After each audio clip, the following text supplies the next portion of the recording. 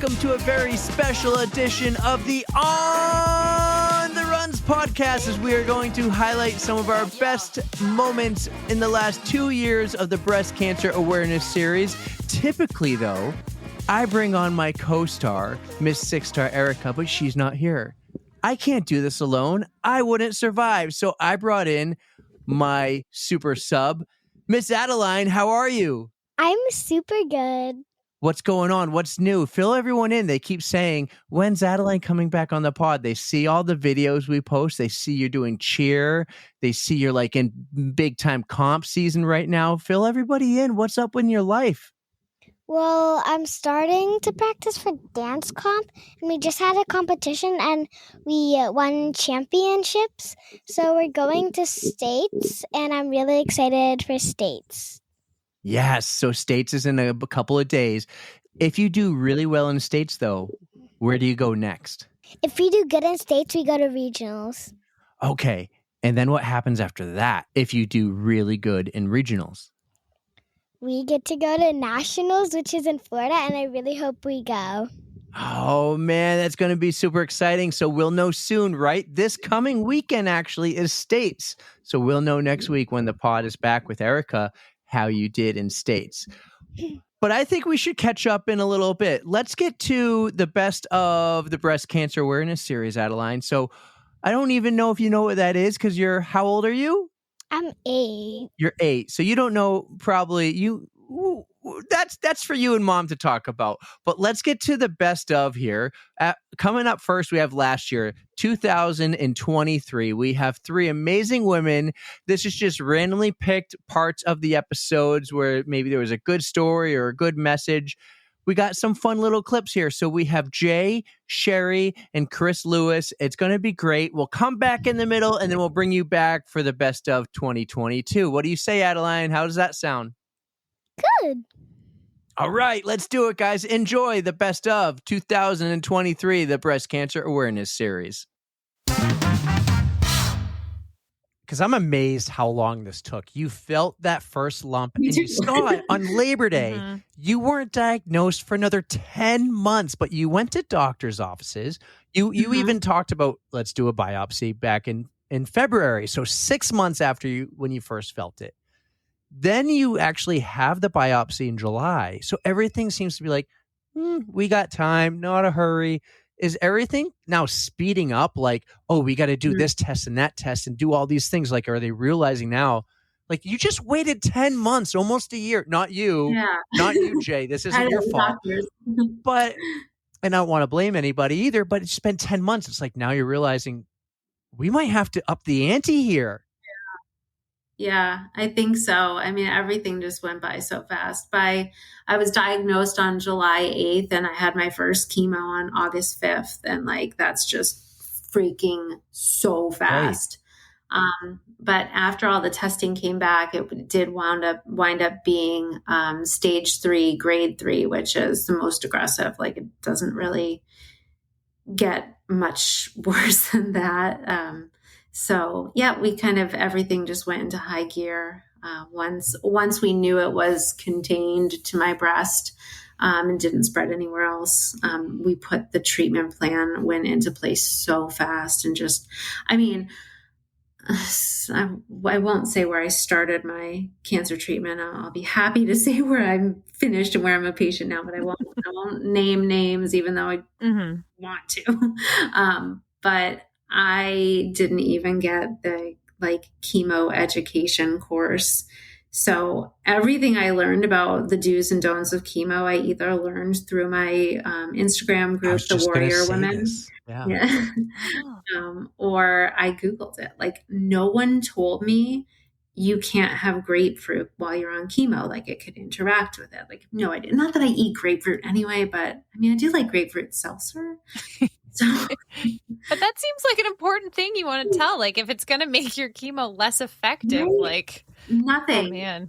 I didn't. Nobody had a conversation with me about, don't drink alcohol when you're on chemo. Again, not that I did, because I felt like I was on my deathbed most days, but nobody told me what to do or what Right. not to do. Like, I felt like I was flying by the seat of my pants, but in the same breath, I was so grateful that it didn't have to get drug out. Because I mean, if I had waited for the chemo education class, like, who the heck knows when that would have gotten scheduled. And again, at that point, I was already thinking, like, this needs to get out of my body, Right. and I'm not waiting. Well, it's amazing, like what the internet can be, because they say, like, don't Google when you feel something, don't Google it, right? But the other side of that is you could go to Instagram or TikTok or YouTube, and you can learn about the communities or the support systems, or like what not to do or what to do. And I think you found that in Instagram, because I think before we even met them or talked to them last year, you already knew who Angela was and Nikki, or maybe not Nikki, but Jackie for sure. You knew them. Yeah. And there's this Instagram community of women who are going through the same thing you were going through, yeah. Whether it was stage 1 or stage 4, you guys all connected. Yeah. So we have a group now. There are 8 of us, I think. I'd have to go back and count. I think it's 8. We are all marathon runners or runners of some sort. I think everybody in the group is either actively training for a marathon or has run a marathon. We're all about similar age range. I think maybe Ange is a little on the, like she's the oldest one and she's not very old. So it's scary to think that there's this like community of healthy young runners who are all going through breast cancer, but in the same breath, it's just so wonderful to have them. Like, I don't know how I would have gotten through everything that I've gotten through, or even now, because they all finished treatment. I was like the last one to finish treatment, like the baby of the group. So they've all at least have some experience with like the stuff I'm going through now. So I'm forever asking questions like, is this bump normal? Like, what do you do when your shin hurts? Like, anybody have shoulder pain today? So it's been amazing. Like, just having that support. I'm glad you have such a nice support system. I mean, they're such a wonderful resource and they've been through it firsthand. I mean, I don't wish this upon anyone, but if you can rally together and help somebody, it's such a nice thing to have. But it is. So how long did you go through how long was your treatment for this?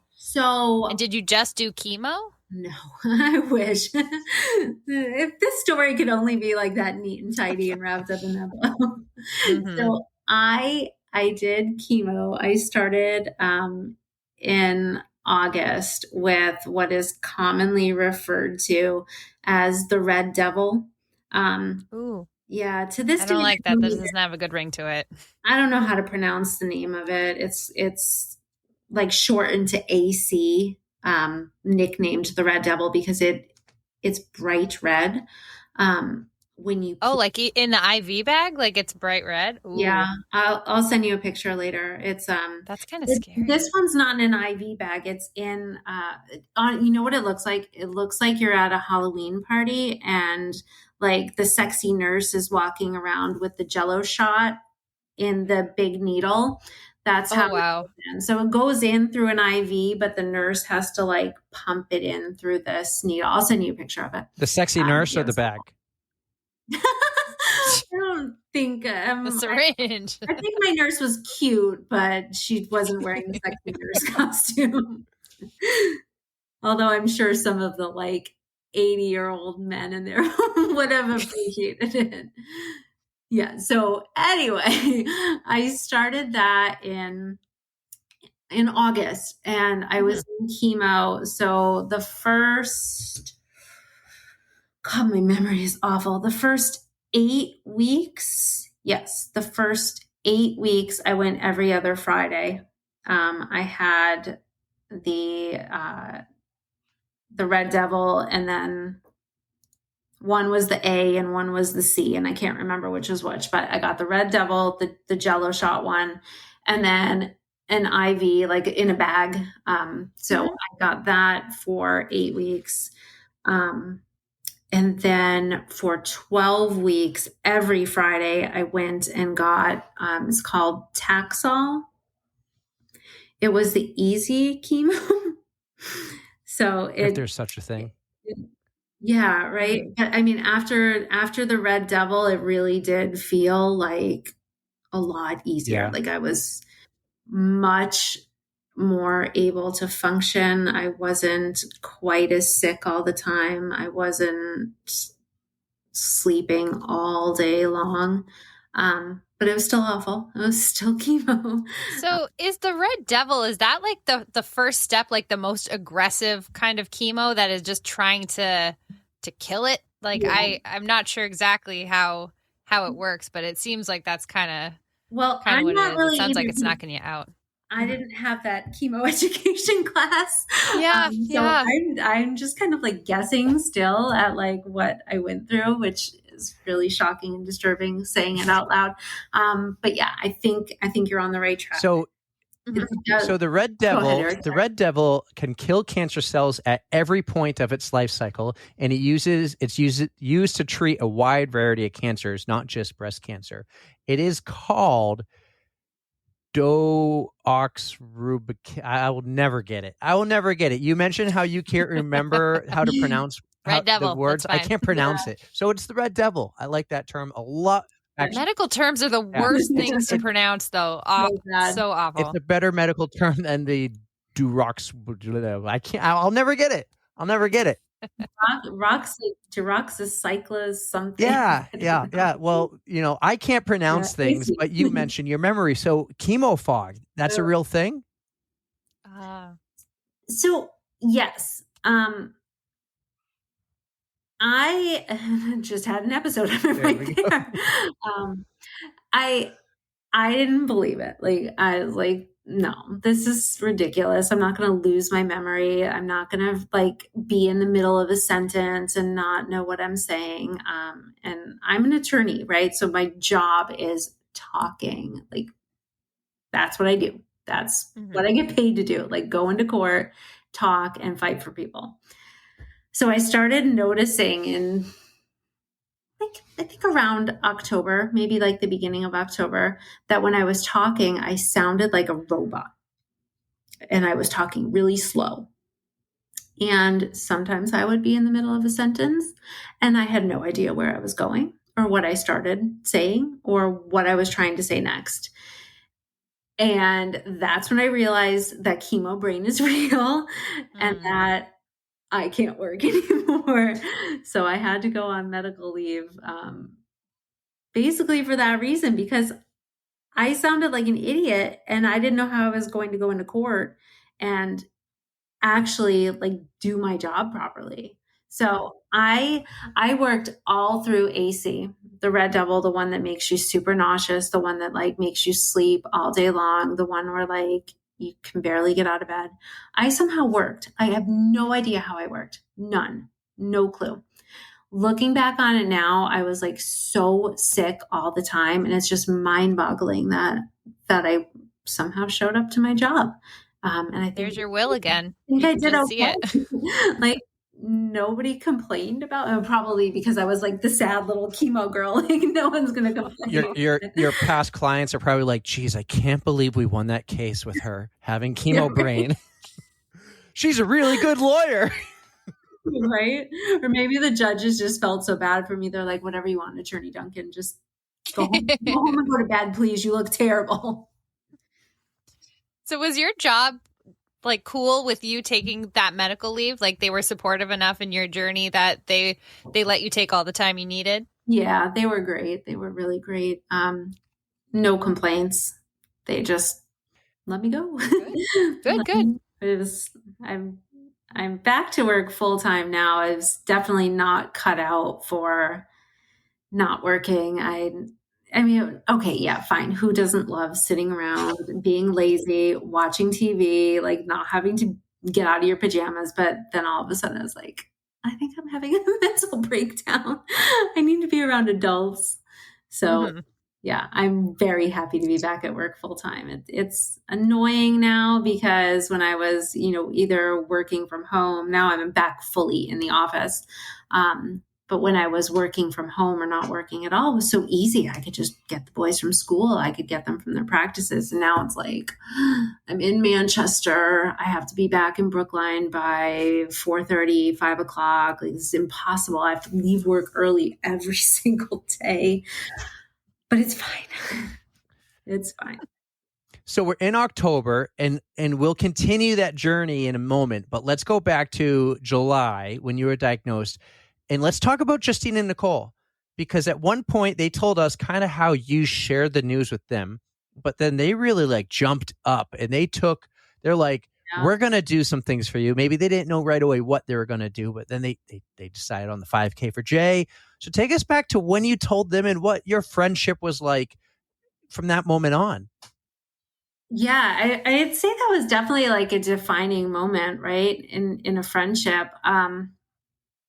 I think I just remember texting them both separately and asking, like, do you prefer bad news over the phone or by text? And I think Nicole wanted a phone call and Justine said text was fine. I think I might have it backwards. They probably remember better than I do. So I that's kind of as much as I remember in terms of breaking the news. Like, I asked, like, how do you want to know something that's absolutely horrible? And then I delivered it. And I think by that time I had, I'd certainly told my husband and my kids. And I think I had told my parents, my siblings, and like my cousin that I'm really close to. So I think I've had like a lot of practice with getting it out. So I think it was probably kind of smooth, maybe. Yeah, the next thing I know, I think it was Justine. And I think she said, do you mind if Nicole and I put on a run for you? And I said, yeah, that's fine. Because in my head, I'm thinking that she wants like a runner group, like, you know, Crystal Buckley and Todd and like the group of people around. And they're all going to take a photo. They're all going to wear pink. Yeah. They're all going to like donate that day to some charity or like a run-a-thon. Donation didn't even cross my mind. I just kind of thought she meant like, can we just have this run for you? Like this, like people are just going to run. And I'm like, yeah, okay, that sounds lovely. Go for it. Like, I had no idea. And I don't even know if I would have agreed to it if I knew that. Like, maybe that's why they left those certain little details out. I think they probably saw right through me on that one. But yeah, I had no idea it was going to be like a gigantic race. I no matter what it looks like on Instagram, I do not like attention. Like Instagram attention is fine, whatever, because it's just my phone and it's not like really real all the time. But in-person attention, don't look at me, don't talk to me, like don't make a big deal out of me.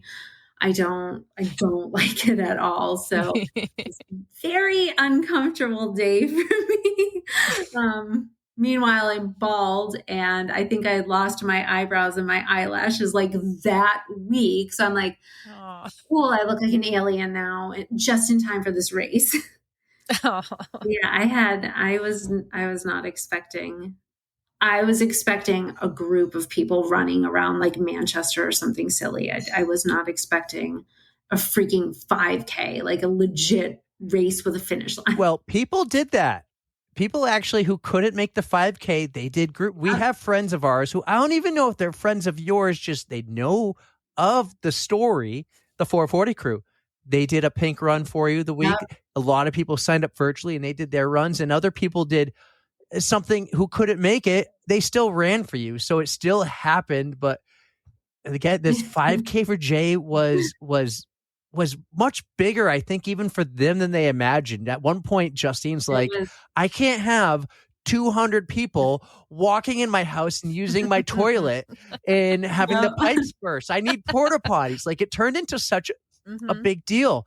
You had like Total Image jumped up and they donated some stuff. I think, the huge, arts, yeah. maybe some timing and scoring. My dad came out of retirement and DJ'd. It's been like over 20 years since he did that. You had all these organizations like Runner's Alley, and I'm gonna miss and forget a ton of them. You had bakeries and stuff donate money or donate gift cards, donate gift baskets. Do you remember the size of that Hershey's chocolate bar? That was my sister. So she donated that. I forget.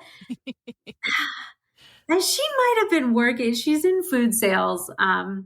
She might have been working there. My daughter won that in the raffle, and it's parts of it are still in the fridge. That's how big it was.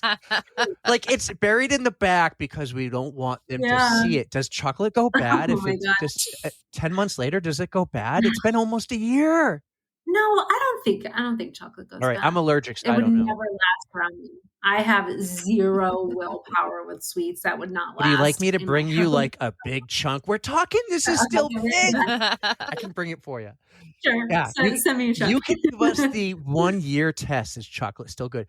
But okay, everybody stepped up. Do you remember how much money they raised?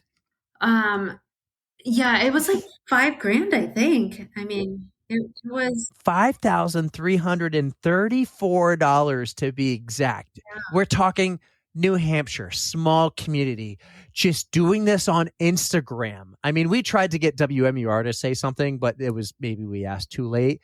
But just this small little community came together and raised $5,000 that really helped you and your family out. I have no clue how you use the money, and I don't care how you use it. You could have used it for groceries. You could have used it for bills. You don't need to use it for cancer stuff. People just wanted you to have something to help, and people wanted to be helpful.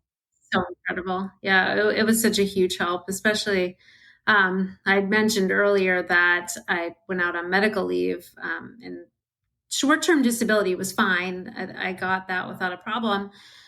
And then after not working from December through April, I found out my long-term disability claim was denied. Yeah. Why? That was great. Why would they do that? Eric, it's such a long and confusing story. It had something to do with like the date that I'd started working with the company I was at. And the date that I went out, I guess I missed it by like a week. I just think that's corporate America being awful. Oh, it was ridiculous. And then basically, like, the letter said something along the lines of, well, because you got a mammogram, you felt the lump and got a mammogram in September, we're treating this as a pre-existing condition. So, like, was I supposed to go out on long-term disability when I felt a lump that everybody told me was nothing? Yeah. Wow. You would have denied it then because I didn't have cancer. It's stupid. So, like the same thing happened with my wife. Not cancer, but pregnancy with twins. We get told we have to rush to Philadelphia to have surgery.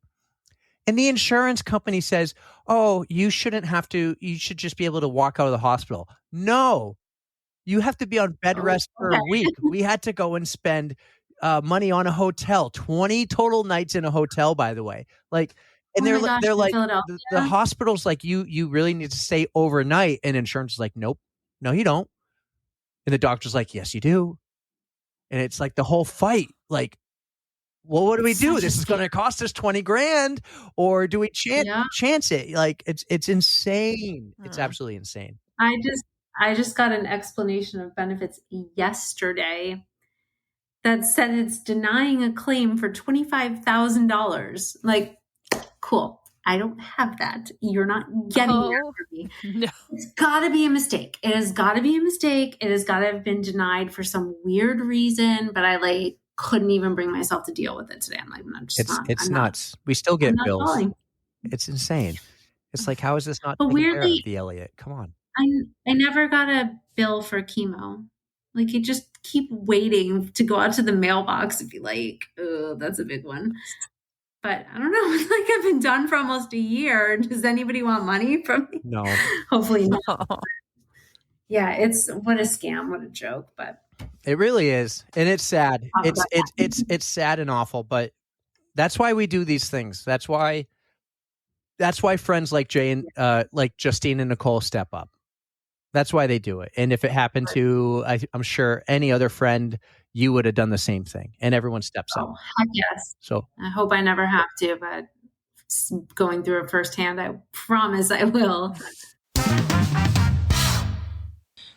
One of the things that I think I've always taken for granted in my life is that my body will do what I expect it to do, because I put this work in and this comes out. Like I've always trained for races really hard. I've put the work in, and generally I get the result that I'm hoping for, or at least some iteration close to that, you know? And I felt like my body had really betrayed me with cancer. I just didn't understand it. And I think a big part of coming out of treatment and really engaging again with life, was realizing that my body is different now, and chemo just really fucks you up. Like there's no nice way to put that. Like you're poisoning your body for 5 months. I mean, I still have toenails that aren't growing in correctly from chemo. And so I think I had to reckon with that and realize that I could continue to do the things I loved, but if I wanted to have unreasonable expectations, I wasn't going to enjoy them anymore. And that was like a really big hit on my mental health, because I felt embarrassed. Like, oh, I'm not, like, everybody's like, oh, can you run with us? And I'm like, yeah, I can't run with you anymore. Like, I don't run a 9-minute pace, you know, if you want to run walk with me, because my heart rate gets too high. And, gosh, that was hard.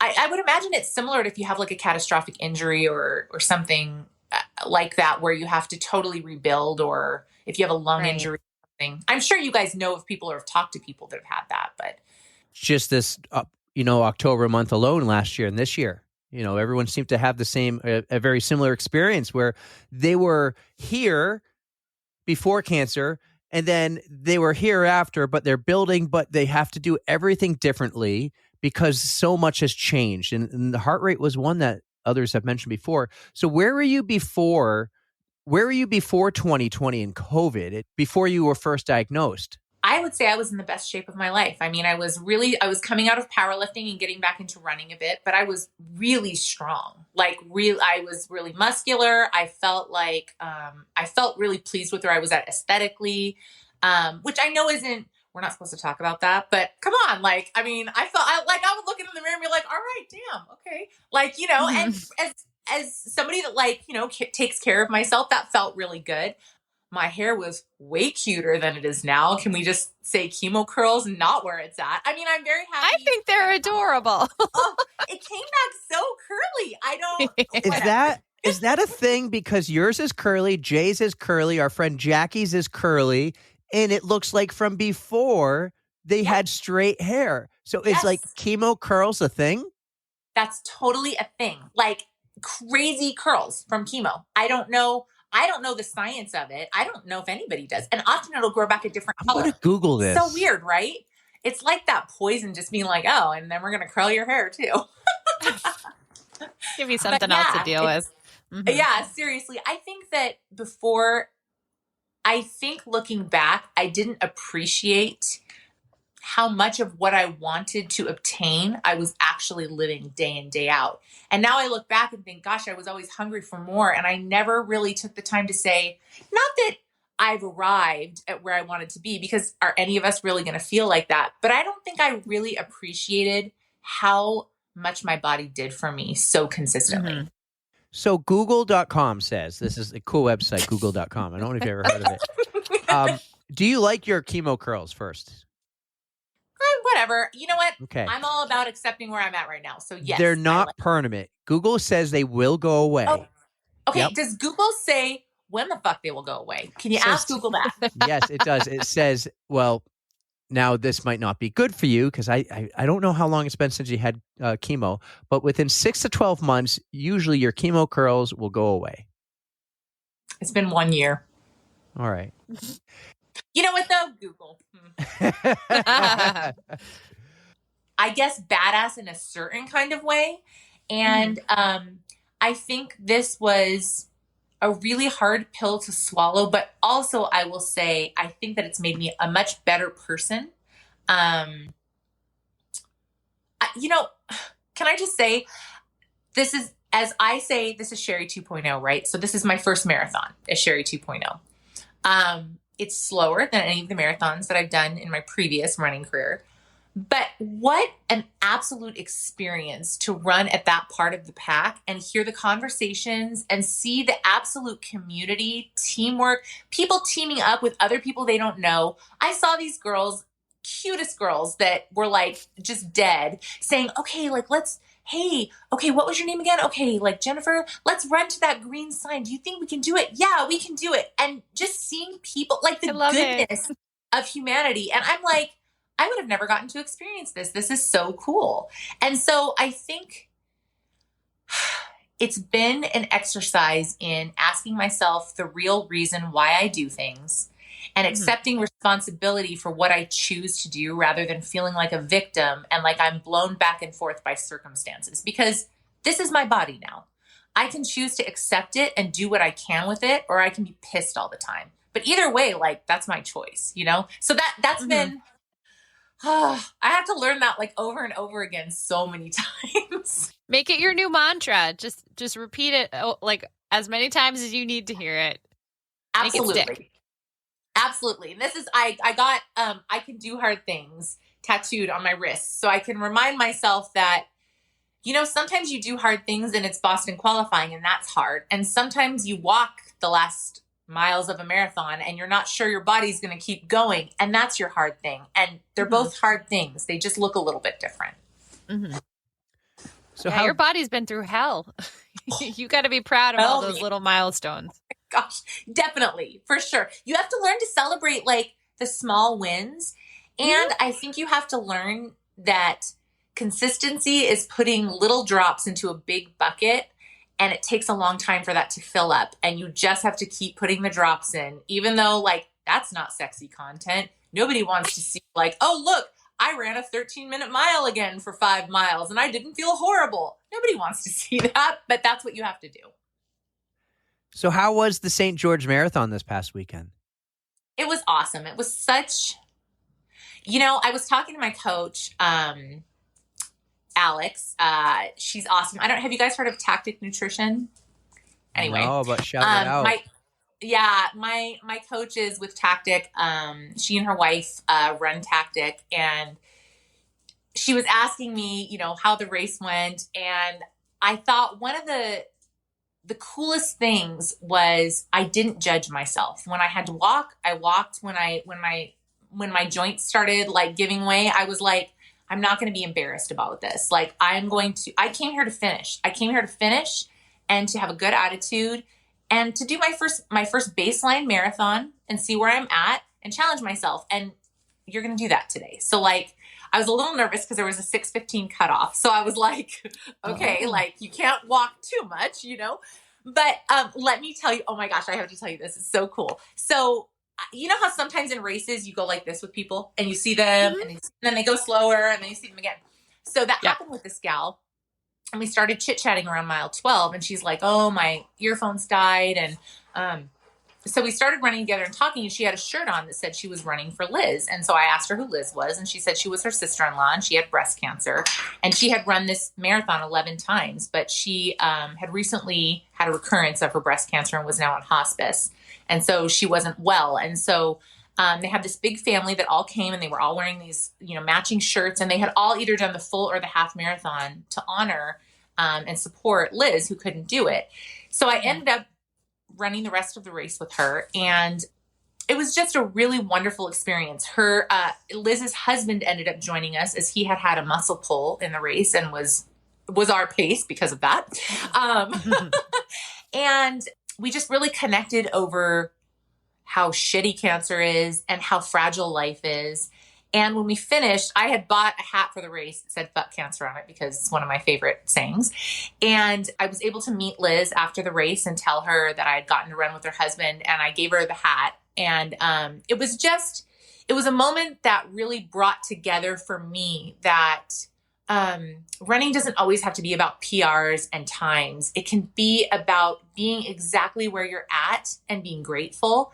And that was just really a bow on the gift of like, wow, I I got to do this. I didn't know if I would ever be able to do this again. And so I know I'm probably like glamorizing, like, marathons are hard and it was hot and I was tired, but it was just, it felt like the reward for continuing to have hope when it seemed bleak. And it just felt like something big. And that experience with Liz's family was it was beautiful. I mean, you could all just tell they just all really loved her. And and she was a beautiful person too. So it was a really wonderful experience. I will say, have you guys ever did that one?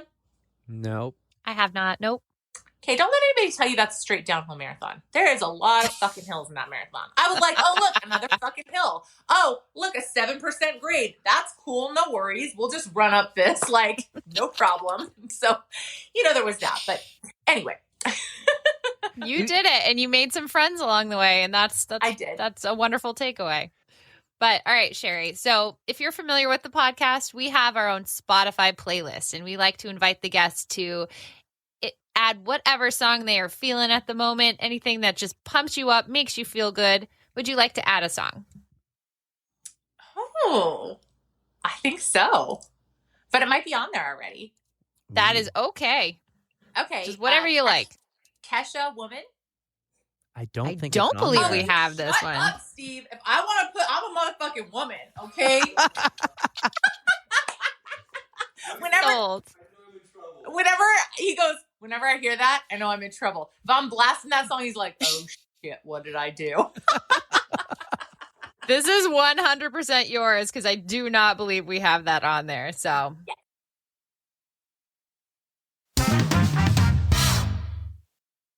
I have to imagine at some point there was a ton of like nervousness and anxiety days leading in, and then even after, like a big sigh of relief. What did you learn in that first race, maybe that you didn't know before being a first-time race director? Well, I definitely didn't realize how much there was to putting on a race, that's for sure. And all the rules and regulations that go along with them, those are things that we've learned.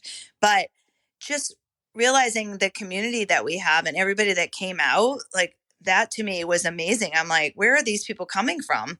Because back then there weren't a lot of 5Ks. It was...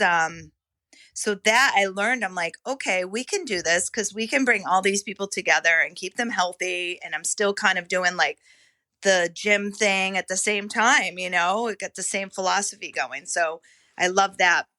But it's not easy. It's definitely not easy putting on a road race. There's so much to it. And I think that's what people want to raise funds. And unless you get like a lot of sponsorship and things like that, that's the difficult part. You've got to have some support in order to make a little money. So for whatever you're raising money for, which Erica knows. A lot of hustling. Yeah, it's hustling. Like you got to send emails and like just try to get the support wherever you can. But there are a lot of businesses out there who are willing to help.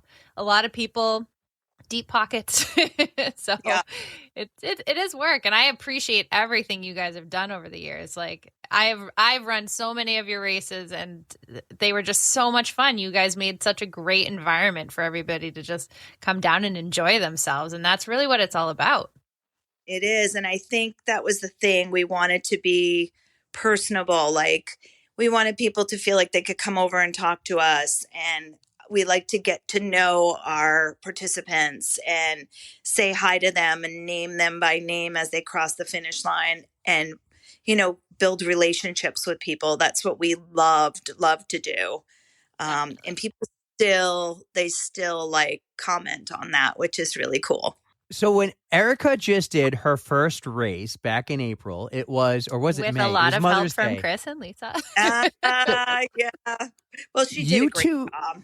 Yeah. You two jam-packed this in like 75 days, but you provided her with this like checklist of what to do even 6 months out. Like if it done correctly or on time, things start for every race at least 6 months ahead of time. Oh, yeah, absolutely. People that do races last minute, like, I don't know how Erica did it. Like, you did such a great job. It was you guys. I couldn't have done it without you. We're like, you think we can do it? Yeah, sure. Why not? I mean, I'm all about the challenge, I don't care. But Yes, 6 months, definitely 6 months out. 100%. If you could even do like 8 months out, that's even better. There's so much to prepare for. Mm-hmm. And some of the towns and cities require permits to be pulled that far in advance now. So, things are changing. That's for sure. It was Dave McGilvery who told us they start planning the Boston Marathon 14 months out. I bet. Yeah, that is quite the undertaking, that's for sure. And even though they do the same thing every year, things are different. It always happens. Yeah. You mentioned when you were planning that you select different charities. So how do you go ahead choosing which charity the race provides money for? Well, Lisa's fiance, almost husband to be, this weekend they're getting married. That's exciting. Yeah. Where's my invite, Lisa? What's that? Where's the Run Walk Brew Crew invite? Yeah, exactly. I Come can't on, even Lisa. go. I'm just kidding. I'm Congratulations. going to Parents Weekend, so I can't even go. But yeah, so her fiance was tied into he sat on the board of directors for a lot of nonprofits. Oh. So the Moore Center, Food Bank, what else? The Mental Health Center, like all of those were near and dear to them. So we chose those charities. The For the Love of Dogs was actually chosen because my friend Erica Roy was a foster, and she has the biggest heart. She helps out at all these different places, and she knew Dale, who sat on the board for the Love of Dogs, and Dale is awesome. Like, she does transports everywhere. She goes down to Mississippi, and like she's all over the place picking up pups and saving them. And I love it. Yeah, it's great. And a lot of these shelters, you don't realize, or these nonprofits need help. Like, they don't have a lot of support. Like, the Animal Rescue League gets a lot of support. Everybody knows about them, right? Yes. But the smaller guys, nobody really knows about them. So they need help. So Dale asked if maybe we would donate some money to them. And I'm like, yeah. And they've been our charity since. I love it. Oh, it's so good that you're able to bring to light these smaller places. And so maybe they'll get more help from it, not just from that one event. Maybe people will just kind of be like, oh, I've got some money rolling around. Let's give it to some good causes. And I hope it works out. Yeah, our super chili bowl race, that one was always Hope for Recovery in New Hampshire. They have since gotten partnered with I think another nonprofit. I'm not 100% sure. They're doing really good, but nobody knew about them. That was a place for people to go when they were in recovery, and they had art programs and yoga programs. It was a very cool place we went to go visit, and we're like, oh yeah, 100% we're going to donate to them. They were really incredible, and nobody had ever heard of them before. Love it. Bringing the awareness. I love helping the little guy, the small charity, something like the little 5K for Jay that didn't turn out to be so little. It turned out to be a lot of work, and to help the dogs ones. And I still like to help the animal rescue leagues. I used to be more involved with the Salem Animal Rescue League. That's where I adopted my dog, and my dad volunteered at a ton of their events. I love helping the little guy. The most extreme thing I do is the adaptive hike, Erica, where I hike up Mount Washington, pulling an adaptive athlete up with me to raise money for adaptive sports. It's local. It's New Hampshire or New England. It's not like I know our friend Patrick has the big one, the Nationwide Children's Hospital. That's a huge hospital, huge charity. I love that he does that too, but I love helping. I love that everyone helps and pitches in, but the little guys, they need it just as much, if not sometimes more. I agree. And we need to go out there and help more of them for sure. All right. Welcome back. I hope you enjoyed those three amazing women, part of the Best of Breast Cancer Awareness series from 2023. We'll get right to the best of from 2022, but I had to bring Adeline back. Adeline, we couldn't figure out the last time you were on the pod, which means it was probably before the summer. How was summertime? It was actually pretty good. I did one play, sadly, And I had this really fun cheer summer camp. Let's go back to the play, though. Didn't you get like a really amazing role in the play? Yeah. Tell me about it. So I was in the Wizard of Oz camp, and it was really fun. And I got the role of Toto, and that was probably one of the best roles I've ever gotten in any play so far. So I was really happy, and I had a couple lines, literally just barking. So Can you give us a line? Rah,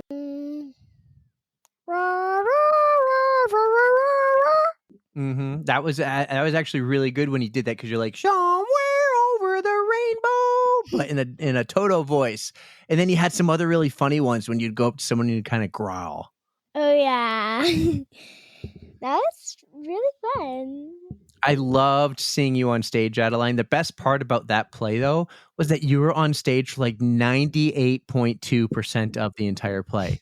You were always on stage. Some other plays you got in big roles, like the girl in the pink coat, and you had a big role, a big line, a big dance scene, but you were only out there for that one line and one dance scene, and then the very end. So the Wizard of Oz was awesome. You were Toto. You were out there the entire time. I think the directors and the staff there at the Palace Theater Youth Camp really like you and see how much you're growing and doing better. And I think everything you're doing, dance, cheer, tumbling, you go to Red Line, you're like working out, you're an amazing skier. All these things help play. You're well diverse, you're super talented, you're amazing, and I love you.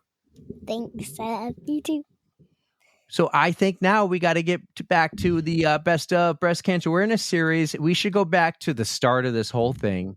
The year was 2022, Adeline. That was 2 years ago. The boys were 1, you were 6. It was when we started this. We had some amazing women. We had Nikki Bacon, we had Jackie Hellier, and we had Angela Pohl. And I cheated, guys, on this one. I just copied last year's best of. I just felt like you all should hear the message again, hear from the ladies, hear their stories, hear some of those best of clips. They're amazing. So enjoy the best of 2022, the Breast Cancer Awareness series. I went to see an oncologist, and then I went to see a radiology oncologist. And they talked about that I didn't have to do chemo. So they were just thinking that radiation would probably be the best bet. So I started, I think maybe it was July 1st, and I did radiation 5 days a week for the entire month of July. Wow. It was a lot. I had so much anxiety, was so nervous that they had to prescribe me some medication that I would take before I had radiation, so I couldn't drive.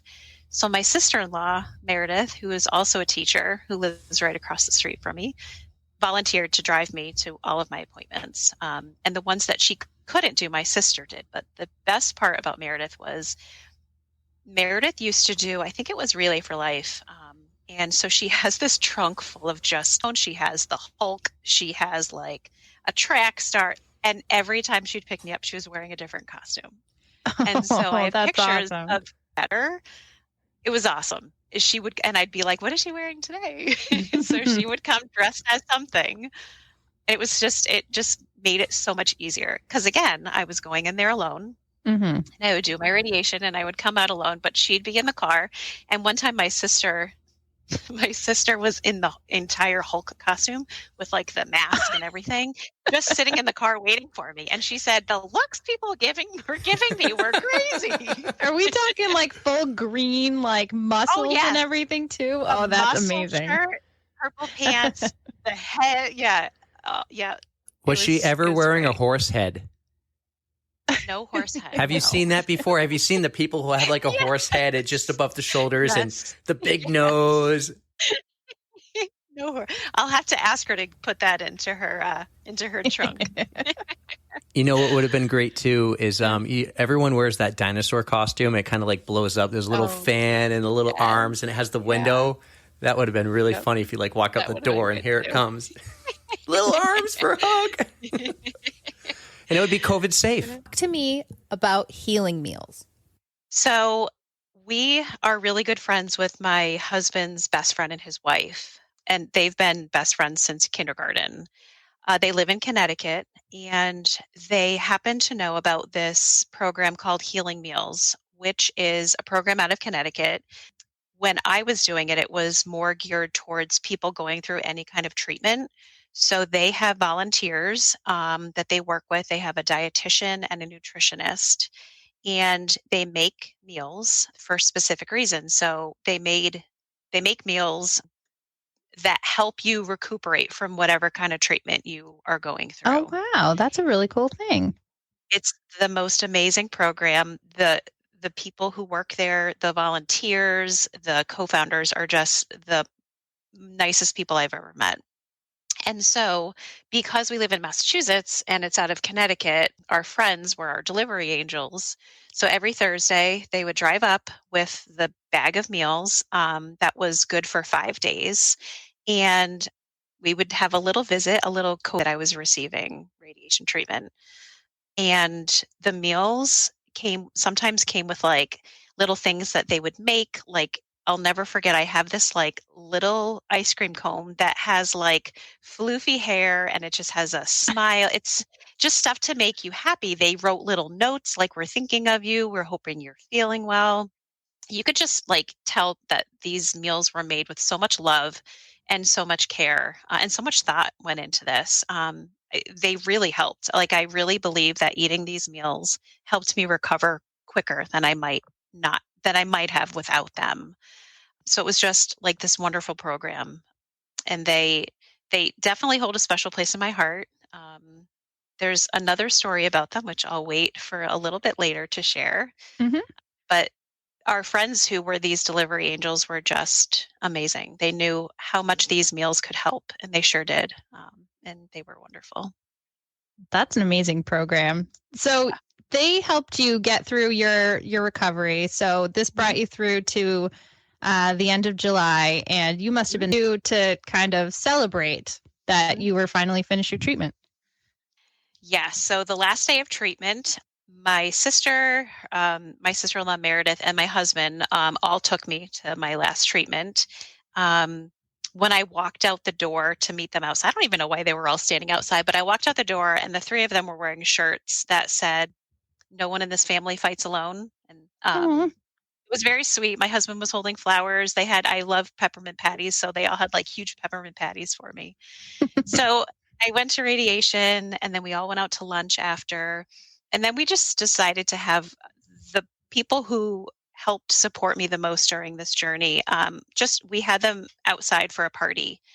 And as each person started coming, everyone was wearing the shirts. My sister and my sister-in-law had bought the shirts for everyone. So everyone came wearing those shirts. And it was just a good way to just celebrate the milestone that I had overcome and the friendships that the people that I would not have made it through without this. They definitely I needed them. This journey that definitely I look back, I always think like everything happens for a reason, and not that I would want to have gotten cancer, but I definitely think it was for a reason. It's definitely made me a better person.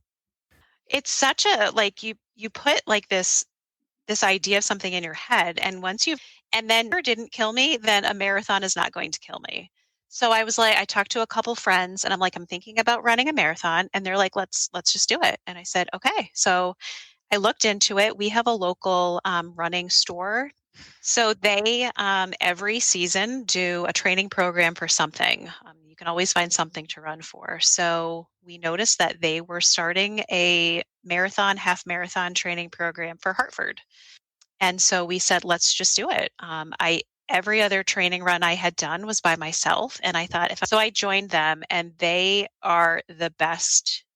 I'm sure you have your running community too. And I'm sure you feel the same that I do, that my running community is just so wonderful. I think the running community in general is just such a wonderful community. They're just so knowledgeable and so helpful, and so they're just so welcoming. Like, we came in, and these are people I felt like I had known for years. So we joined the running group, and we started training. And then I started looking more into Hartford. And ironically enough, Healing Meals happened to be a sponsor for the Hartford Marathon. Oh, wow. Which I was like, this was just, again, this was meant to be. So I reached out to them and I said, I'm thinking about running the Hartford Marathon.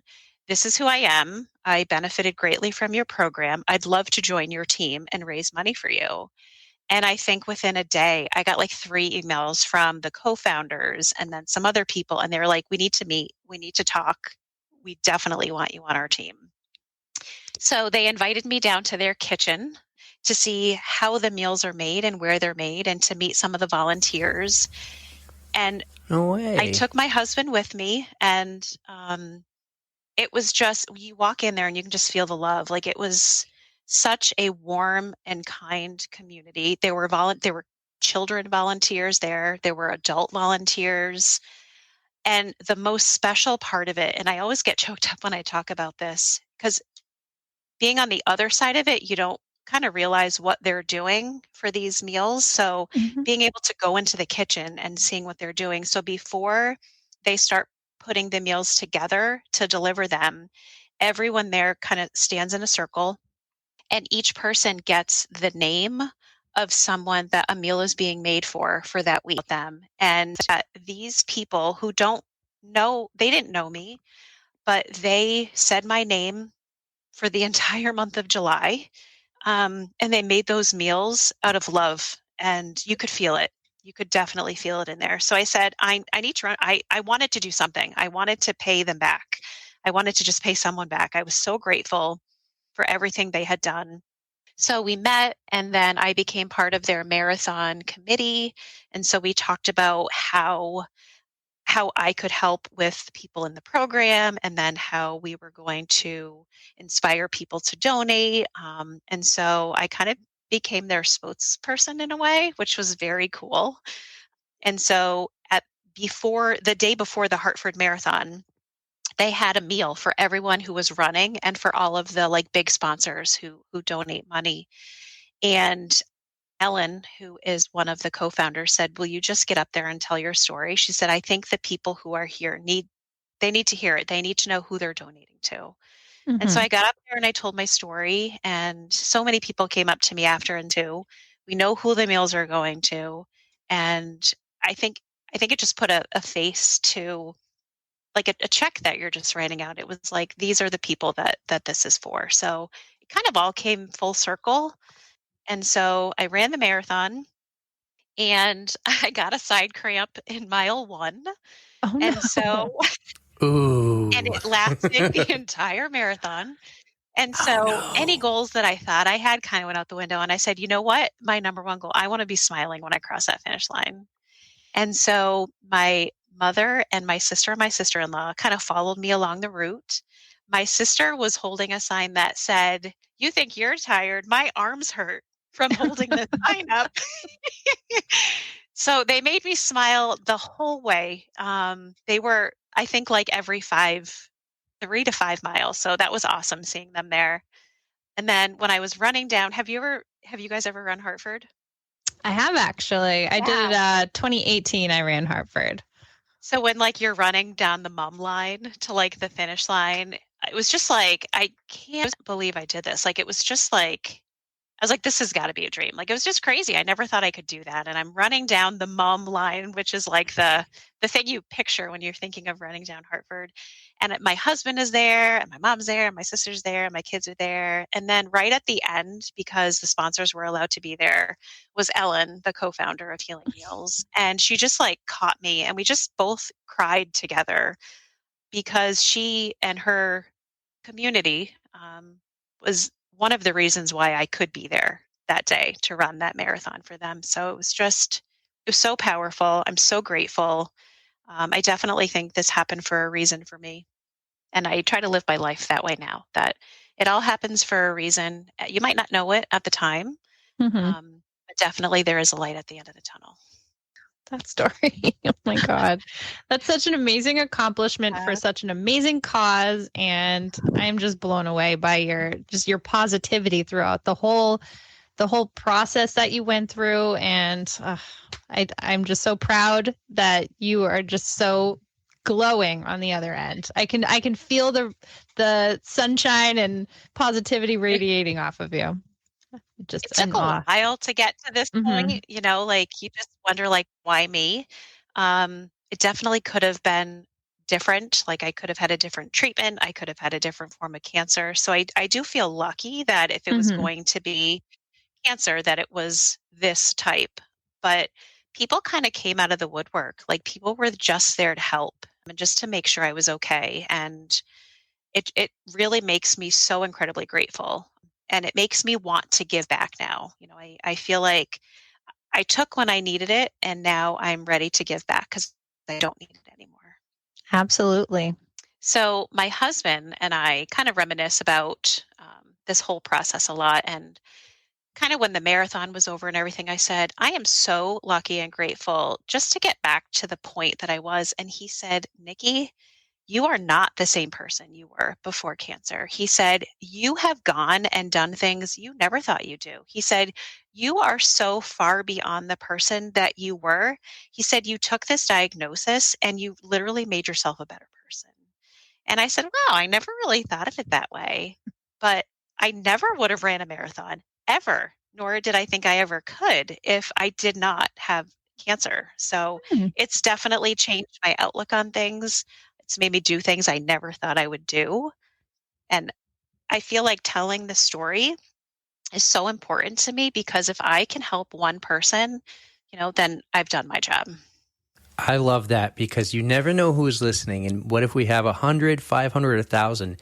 Doesn't matter if 999 of them, it doesn't, you know, it's just a story. But if one person hears that you can help, that means so much to that person. And your story getting across to that person just means the world. And it can help them get through their battle, whatever they're going through. It doesn't have to be cancer in some cases. It can be just any personal battle. That's so meaningful. That's amazing. You're sharing some of your strength. I mean, goal accomplished, right? Absolutely. Absolutely. 100%. And I'm trying to slowly, so here's a question. I'm trying to slowly do my workouts early in the morning. Are you a morning runner? So I am a morning runner, but I'm just now starting to get back into my work routine because I took off all last year because of my treatments. So before I would get up and I was like that. I would try to run like 3 to 4 miles in the morning. And then in the evening, whenever the kids would go to bed, I would try to do 3 or 4 more on the treadmill. So I kind of like broke it up. Yeah. So I'm trying to get back into the routine that I was in before, but I just had my last treatment actually September 9th. So I'm still like, my body's still not, I don't really know what normal is yet. Well, let's get into that though. You kind of just let us in with your treatments. Let's talk about the beginning. So it's October and we're doing this whole breast cancer awareness month thing that I told you about, where we're trying to create some awareness and just talk and listen and hear stories about, you know, these brave women like yourself who went through it. Let's get into the beginning of when you found out that you had. Yes, it's a HER2 protein that is, I mean, it's in your breast, it can be in your bones, in your brain. Like, it just depends. Like, so you have these HER2 proteins in your body, and mine was HER2 positive, hormone negative. So I didn't have any hormone cancer. So, it's kind of like if you have a hormone cancer, sometimes it's the reoccurrence, it's less likely or whatever. I don't know. But so I found out I had HER2 positive in July of 2021. Whenever I found out, I was shocked. You know, I hadn't made it to a mammogram yet because I wasn't 40. And I actually felt it. And I felt it, and I had like a hard chest day like the day before. And I was like, maybe I pulled a muscle, and then it never went away. It didn't go away within a month. And then I thought, well, maybe it's a clogged duct. I don't know. I was not thinking cancer. And so my nephew ended up getting killed in a coal mining accident. I was going to go to the doctor on my first day off of school, which was like June 2nd. And June 1st, my nephew got killed in a coal mining accident. So it kind of, my family was already, it was a tragedy. So we were trying to like get through that. And I didn't want to cause anybody else any more hurt and pain. So I waited until he got laid to rest, which because he got killed at work, it took like 3 weeks or something like that, 2.5 weeks to get laid to rest. And I went to the doctor after, and that's whenever I found out I had breast cancer. So that is a doozy of a month for you. I am so sorry to hear about your nephew and just that news on top of it. That is not a good time. Yeah. Just because like in my mind, like whenever the lump didn't go away in my mind, I was, this is probably cancer. And I didn't like, how like you always like try to think like the best. Well, I tried to like think the best for like a month and a half and it didn't go away. And I was like, yeah, this is probably not good. And so I ended up getting diagnosed with HER2 positive in June. I started my treatments September the 9th of 2021. And I went through chemotherapy, double mastectomy with reconstruction surgery. And so it was like 17 total treatments of infusions. And I just finished this September 9th. So an entire year you had to deal with that. Oh my gosh. That is insane. And like nothing really stopped. Like I got a double mastectomy in February on February 24th. And I went to the infusion center like 2 days later. Like it didn't stop because of surgeries. It was like, it had to be consistent. And then I had, during treatments, I still had to do 33 rounds of radiation. 33. Yeah. Yeah. Wow. That's a lot. That's a lot, right? That is a lot. Yes. Yeah. How far in between your, like how often did the radiation have to occur? So radiation was every day, 5 days. That wasn't on the weekends. And my treatments were every 3 weeks. So every 21 days I had infusion treatment, chemotherapy. And then I had radiation every day for 33 days. Wow. So it was like almost 7 weeks of radiation. That is a lot to handle.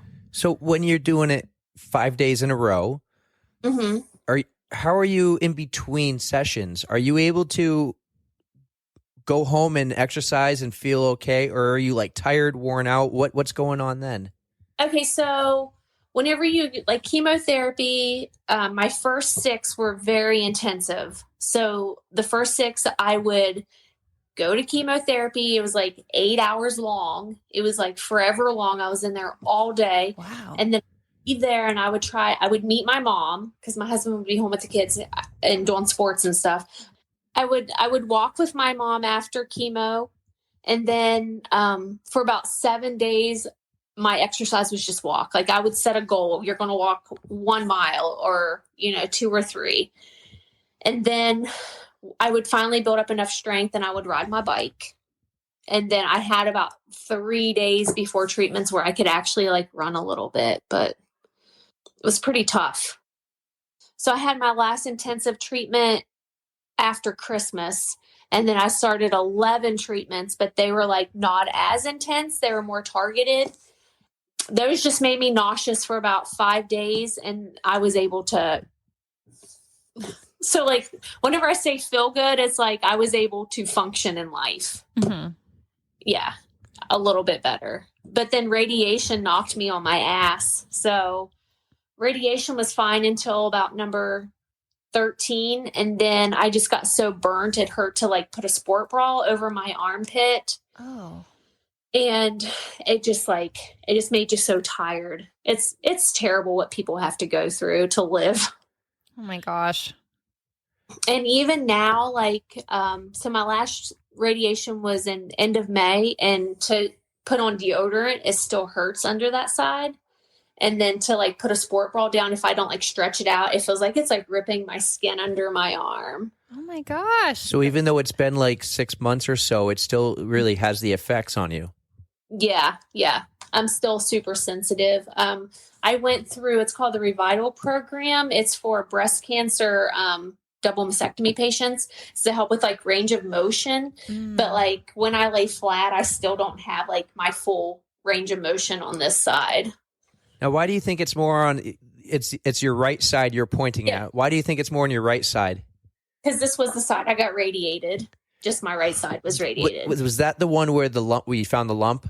Yeah. Okay. Yeah. And you said earlier, I wanted to ask, but you said maybe you felt like you pulled a muscle. Right. Okay, so I'm small chested. Like I was barely a B cup. So number one, okay, whenever I got breast cancer, I was kind of like, I was embarrassed. Okay, so I actually told my general surgeon whenever he told me I had breast cancer, I was like, I'm so small. How can anything go wrong in there? Oh. I'm such a small chested person. But it just felt like my okay, so you're a man, and I don't know if you have kids. Do you have kids, Erica? I don't have kids, no. Okay, so it kind of felt like my milk, whenever it came in, like my breast would get hard. So like the right side of my right breast felt like it just felt hard. And I was like, well, maybe I pulled a muscle. Like I was thinking anything but breast cancer for like a good month, just waiting for it to go down. You know what I mean? Yeah. No, I got you. I do the same with any kind of injury. Hopefully it's nothing big. I can just, wait a little bit and see if it goes away. Because I was never a hypochondriac. Like I was healthy. I had 3 kids. I nursed all 3 kids. I've never smoked. I'm an asthmatic, so I never smoked. They say nursing is supposed to, reduce the chance of getting breast cancer, right? Yeah. Like having your kids before the age of 30 is supposed to reduce your breast cancer risks. Breastfeeding, not smoking, exercising daily, being in your normal weight range. I did it, and mine wasn't even hereditary because I got the genetic testing, like nothing in my genes showed up. And so zero family history of it either then? So just kind of out of the blue? Yeah. Yeah, it was out of the blue. So my mom's sister actually had breast cancer, but it was like later in years, and like she was a smoker, and I don't think hers was genetic either, but that's the only family history of breast cancer that I know of. Well, sometimes it doesn't seem fair considering how healthy you were and you did everything right, but then sometimes you're the best person to get it because you're like, that doesn't sound right at all. No, I understand. Completely. Yeah. Yeah. Because like you're strong and you're motivated and you can beat this. Right. Like I always said like my running journey is a blessing, because there was many of times like whenever I had kids and my kids were little, I felt bad for leaving and going running because I was leaving them, and I only went running like not on the treadmill, not like near my house one day a week. And I would always feel bad whenever I would leave them, even though like I was only gone for a few hours. Mm-hmm. But I think that because I didn't quit running, it helped me through this. It helped me so much. Like I just feel like there was a reason why I didn't quit running. And there was a reason why I was a Girls on the Run coach and got motivated that way. Like, I feel like there's a reason for everything. And just me running helped me get through this mentally, physically, emotionally, spiritually, just everything. Oh man, that is just, it's incredible that you were able to keep it up through your whole journey. I mean, it's hard to put it into words. Just your strength is radiating off of you right now. Like I remember going through treatments and I would know like, okay, I have about 3 or 4 good days where I can run. And I remember just like getting off the treadmill and I threw up a few times. And I'd get back on and just be like, okay, if you could just walk, because exercise like helps your reoccurrence by like 60%. Wow. Like it's huge. It's huge. And I told my friend that, and she was like, Jackie, you've exercised your whole life. I'd be like, forget it. I'm not exercising anymore. I was like, I never thought of it like that. But just whenever my doctor told me, he was like, exercise helps. But then like, he was like, you're doing too much. Oh, we had to tell you to back off. Oh boy. But quitting is not in your nature. I just met you and I can tell that you are not a quitter. Yeah, he was like, you need to slow down a little bit. I've never thought I'd have to tell somebody this, but you do too much. Mm-hmm. He told me if I exercise, he was like, you are doing too much. Just slow down.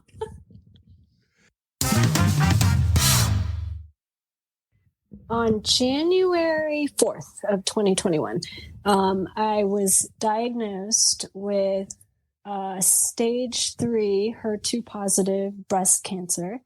And I know now that it was probably growing for maybe years, actually. I don't know Really how quickly these things grow. Yeah. By the time like it's big enough that you feel it, it might have been there for years. Wow. That's what I'm learning now. And, but sometime in 2020, actually, now I do remember because it was right before lockdown, actually, I had already kind of felt an area that I thought might be changing in my breast. And I had mammograms before, and I had self-checked like sporadically, not every month or anything like that. And I had gotten that area actually checked and ultrasound years before, and they told me, oh, you just have dense breasts. And I now know that like 50% of women actually do have dense breasts, and younger women tend to have denser breasts. Okay. And that's normal. But what happens is when you have a scan, especially a mammogram, it can obscure the view. Like everything just kind of shows up white. And so it can be easy for them to miss something. Okay. So it is, I don't know for a fact, but it's possible that in any case, like I was starting to feel it was like getting even denser. And I kept telling myself though, like, I had it checked. It wasn't anything. It's probably just like, your body changes, whatever. I'm sure it's fine. And then, I thought, well, the next time, I go into the doctor, I'll have them look at it, or maybe, have another scan just to see if it really has changed. And then when we all went into lockdown, anytime after that, like I just didn't go anywhere indoors, like let alone to a medical facility. Right. And I just wanted, to have nothing to do with that. But kind of during 2020, like it was still changing and it was bothering me. And it was like, I do need to get it looked at, but you know what? I'm just going to wait till there was always something I was telling myself. I was going to wait till this. I'm going to wait till after the half marathon. I'm going to wait till after my marathon. And then I'll like get everything checked out and everything in the downtime. And I think it was PRs in every distance in 2020. Oh, yeah. My running was going so well that I think I used that fact to convince myself, it's a form of denial, but I convinced myself that like, it can't be cancer because you can't have cancer and be PRing and running the best of your life, right? Yeah. So that's kind of what kept me from getting it checked, because I thought there's no way, Yeah. So you feel so good.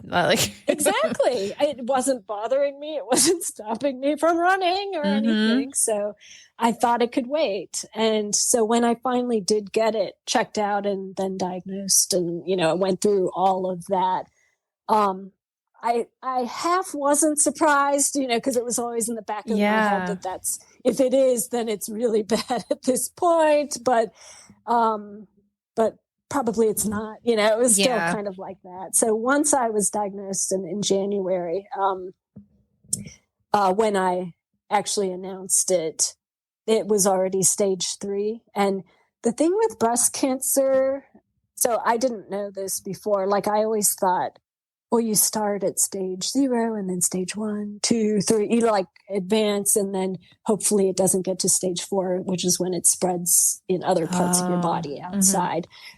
But it's actually not like that. Like you can actually be diagnosed at stage 1 and it can go straight to stage 4. And there's no like rhyme or reason. They don't really quite understand why one woman, hers, could be stage 1, but it went into the lymph nodes and then spread to other places that can end up killing you, versus you could be stage 3 and have a larger tumor and it just decides to stay where it is and never actually spread. it's just luck of the draw, I think. Right. So, yeah. So once I was diagnosed, I did treat it. I decided to treat it like I treat any race that I would be starting a new training cycle for, because that's what I know. My mental toughness and all of my experiences have come since I've become a runner. So I thought that I would have the best shot if I kept my mindset strong and just treat it like a very long, like unknown race that I'm going to go through. That's definitely an ultra marathon if I've heard of one, for sure. So at the time when you were diagnosed, were you currently training for any? I remember to do my first 100-mile ultra marathon. And it was going to be Eagle Up, which is an Ohio race. And it's like a 5-mile loop that you do for as many times as you want to get to various distances. But I was going after 100 miles. And a lot of it's run walk, or for me, it's run walk anyway. And so it's just putting on a lot of miles in training, like whether it's hiking or running or walking, you're just putting on a lot of time on feed. And I had already started. So I was like a couple months into that training already. Because if you're going to train for something in June that's that big, you need to start like the year before, basically. And I had already at that point done a 100K race. So it was kind of like, I've done 100K. So not a big deal. I could do this. So, what's another 40 miles? To walk in the park. So did you continue? So what was your game plan then when you were diagnosed? Did you continue the training for the 100? Did you alter your plans or? At the time that I was diagnosed, and then I found out, because not everybody goes through chemo, not everybody goes through radiation. Like it all depends on you individually, the type that you have, how aggressive it is. Mine turned out to be very aggressive. So I wasn't sure, like, do I keep training? I just didn't know. So once I found out the treatment plan and I learned that I would need to do like the very aggressive type of chemo, then I just kind of like put any of that on the back burner because I had no idea. Like, I didn't even know if I could run, period. Right. So how your body's going to respond to all the treatments and. Yeah, exactly. I do know that they recommend that you exercise during chemo now, and radiation and, after surgery recovery. Like it used to be, it's not like in the movies, where it's like, well, I guess it can be like this, but I just always thought, oh, chemo. Okay. So you lose your hair and you just stay in bed all day and you can't like move or do anything. So I was prepared for it to be like that. And I treated my tracking all my side effects and like testing out different different drugs that you can use to combat those side effects. Like I had this huge journal that I kept that was kind of like my running log, where it's like trying out your gels, trying out your hydration, like, okay, this worked for that. Exactly, right? So I kept that for my chemo sessions, and it was actually really helpful because you get like similar side effects each time if you're having the same drug. So then the next time I could be like, well, that didn't work. Let's try, something different. And so you can kind of like, I don't want to say optimize your experience, but at least like you can try to make it suck less. That's true. So, that's a very scientific approach to it. I like that. Yeah, I think that's just based on because I used to be an engineer, I always have to be optimizing something, whether it's my running or my chemo experience. Right. So I ended up doing the chemo, and originally okay, I could still run during this on certain days. It was like a 3-week cycle for me. So when I took the steroids, which is like corticosteroids to control so you don't have an allergic reaction. The days, even around treatment, like I would come back and I couldn't even sleep. I was so energetic on the steroids. But then once those wore off, then it really hits you, and then you're extra tired and achy and not feeling well. And I had a ton of GI issues. Oh, no. This was actually new for me because, I know you guys love talking about poop, and runners like poop stories. So, and I actually learned through being in a bunch of cancer Facebook groups that cancer patients love talking about poop too. So it was working. At one point, you can't even tell that much on my Instagram feed because those are the posts that stay, forever in that spot. But I always post a lot of daily stories. And so people who followed my stories know, pretty much I talked a lot about what was going on the GI front. And, it was, I guess, everybody's reactions to even the same chemo drugs can be different. The massive diarrhea, or you're so constipated you can't go for 5 days at a time. Yeah, it's weird that the same drug can be that different, right? For different people. So it tends to be one or the other. And mine was basically I could not go far from the treadmill, when I was, if I was going to exercise, even for walking or whatever, or if I went outside, definitely not more than a half mile. I had to be able to I had to know where the bathroom was going to be. And so it was some, explosive fun. And at one point, and this isn't even just with running. We're just talking all day long. And it wasn't the whole 3-week cycle. It was I knew which days, were my risky days. Yeah. And at one point, some friends wanted me to meet up with them. They were doing Glass City or the marathon. And I should be in a car for that. All right. And so they wanted to meet halfway. And so I thought, well, I think I can get away with a 1.5 hour drive. But then I started second guessing myself because, when you gotta go, it can be a disaster. And so I actually discovered wearing Depends actually saved me a lot of I don't know, just having it for insurance, right? Just in case. And then I actually started sometimes I would wear it when I was running as well. Okay, because you got to do what you got to do. Yeah. So that was one of my hacks, I guess, for how I was able to continue to walk. This is a good tip, everybody. If you got a little problem, grab some Depends. It's a good tip. You got to be prepared. I mean, and chemo's not the only reason people have stomach issues. So I did think, what if I've hit upon the secrets of ultra running or something, I could take this, I don't know. I haven't had to do that yet, but I don't know. I feel like that would be preferable. Maybe. Oh, I don't know. The more I think about it, the more I'm not sure. Anyways, that's for another day. I want to tell you, this will take 30 seconds. The way I came up with the name On the Runs was around 2020. I was having to constantly go during our long runs. And I go, man, if we could just make some type of biodegradable wet wipe and perfectly packaged for your run. And I go, we could call it On the Runs. And I'm like, that's the name of our podcast, On the Runs. Nailed it. Love it.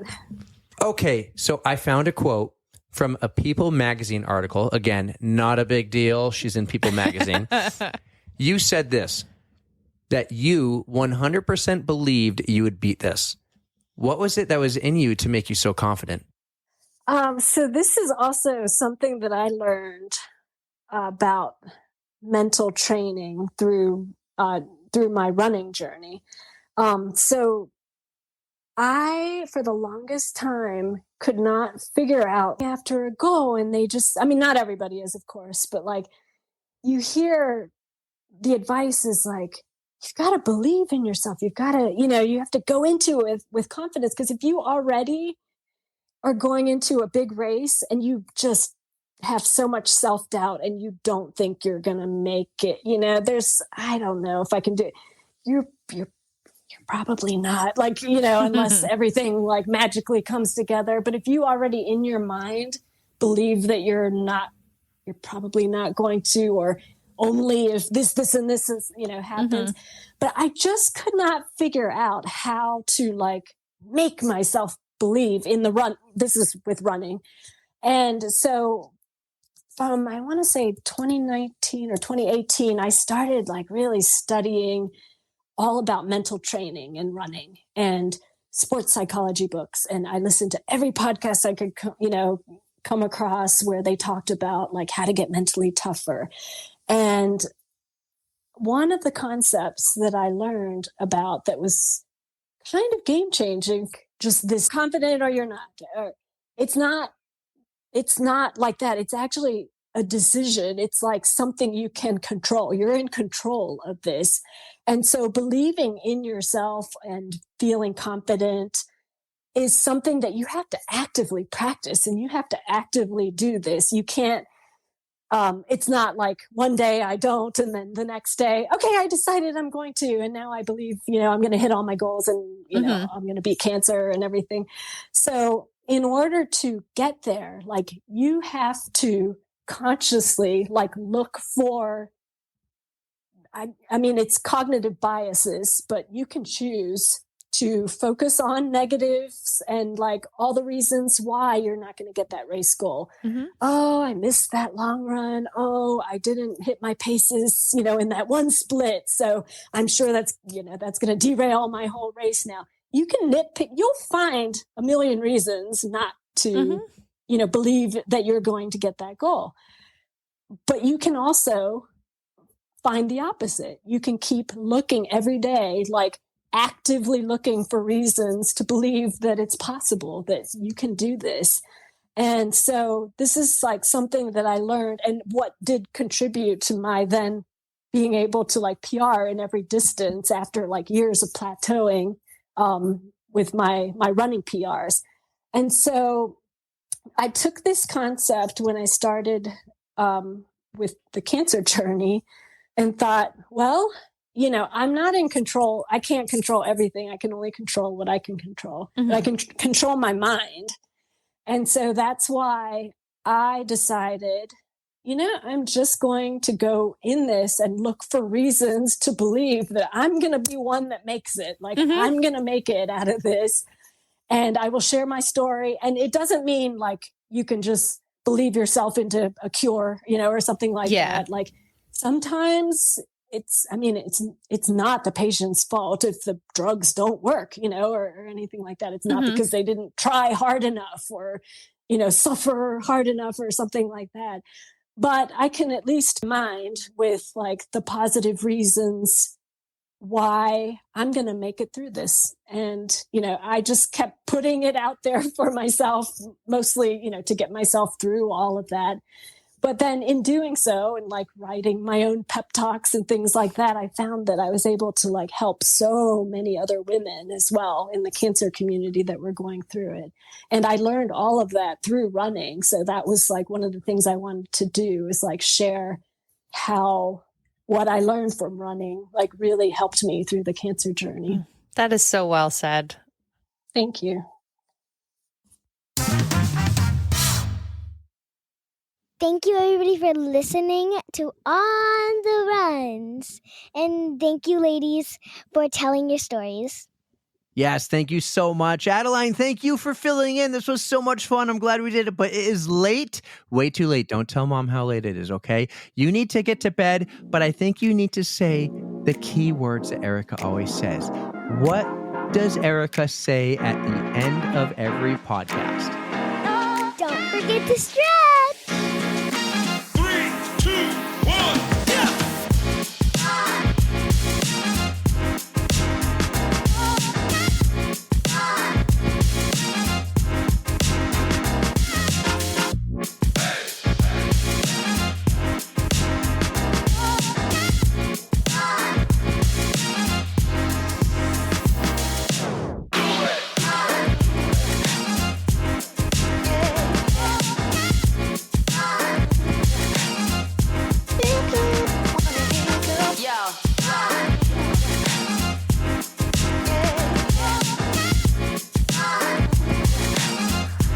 Wanna hear you go.